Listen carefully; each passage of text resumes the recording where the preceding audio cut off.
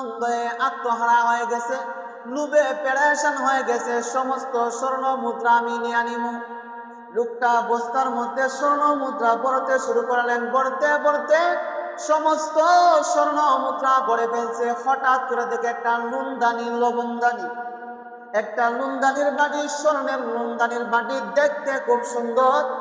নুনদানির বাটিটা হাতের মধ্যে নিচে নিয়ে বলে, তালি আছে, সমস্ত জিনিস আছে, জগ আছে, গ্লাস আছে, নুনদানি আছে, ডেগ আছে, ডেকসি আছে, সমস্ত জিনিসগুলো স্বর্ণের। আমি স্বর্ণের প্লেটও আজকে তেইকা কানা খাইমু।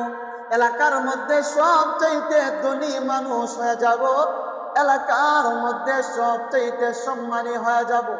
এলাকার মধ্যে সমস্ত মানুষগুলো আমারে ধনী ধনী বলে ঘোষণা দিবে, আমারে ধনী ধনী বলে টাকা ডাকি করবে।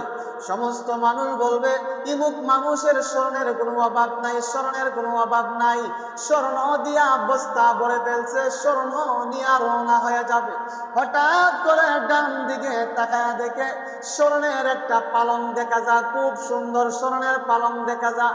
স্বর্ণের পালংয়ের মধ্যে হাত দিয়া বলে, এ রে স্বর্ণের পালং, জীবনে তো স্বর্ণের পালং ধরবো দূরের কথা, জীবনে স্বর্ণের পালং দেখবো দূরের কথা।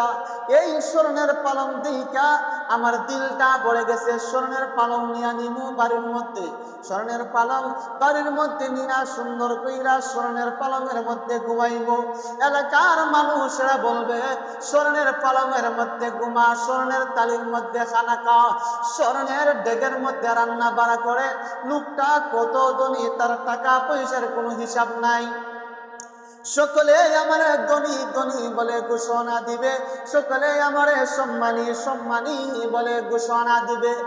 এক দুই তিন সমস্ত বস্তাগুলো পড়ে ফেলছে, স্বর্ণের পালংয়ের মধ্যে হাত দে, আহা এত সুন্দর স্বর্ণের পালং, এত সুন্দর স্বর্ণের পালং, এত সুন্দর স্বর্ণের পালং দেখা যায়, আবার স্বর্ণের বালিশ দেখা যায়, আবার স্বর্ণের খেতা দেখা যায়, স্বর্ণের কম্বল দেখা যায়, এত সুন্দর পালং জীবনে শুই নাই, জীবনে শুই নাই, একটু শুয়া দেখি কেমন লাগে, একটু শুয়া দেখি কেমন লাগে।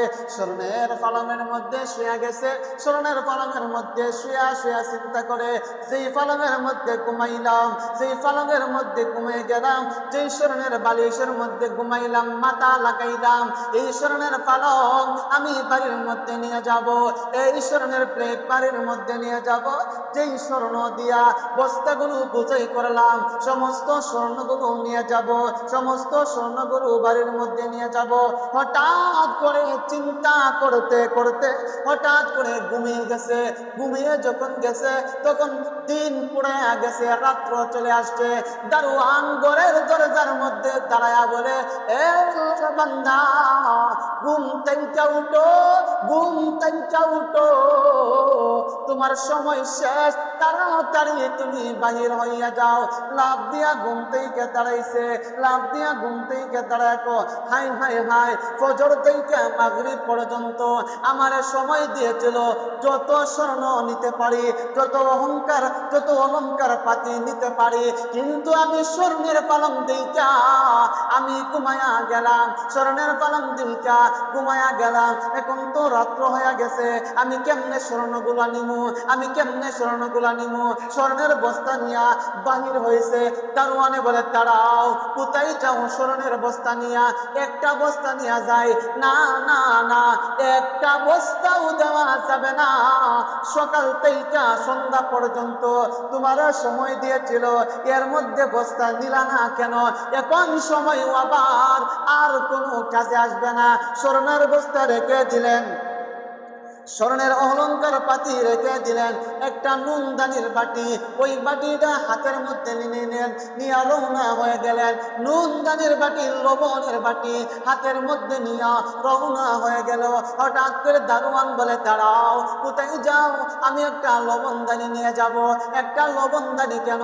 একটা নৌকের অংশ যতটুক বড় হয় অতটুক স্বর্ণ নিতে পারবা না, কারণ তোমার সময় শেষ, সময় থাকতে কাজে লাগাইলা না কেন? সময় থাকতে যদি কাজে লাগাইতা, স্বর্ণ অলংকার পাতি নিতা, ওই আরাম তুমি বাড়িতেও দিয়া করতে পারতা।